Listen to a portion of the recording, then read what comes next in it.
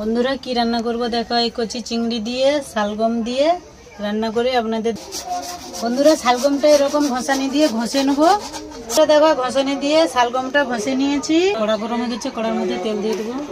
চিংড়িটা ভেজে নেবো।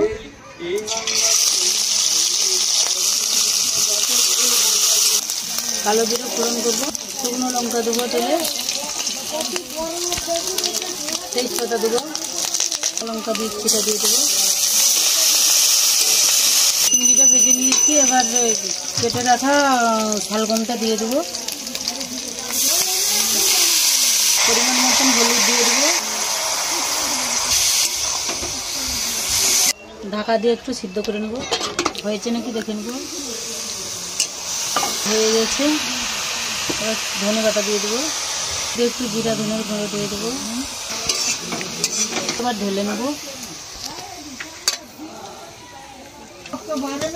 বন্ধুরা দেখো, এই শালগম চিংড়ি মাছ দিয়ে রেসিপিটা করছি। রেসিপিটা কীরকম হয়েছে আপনারা কমেন্ট করে জানাবে।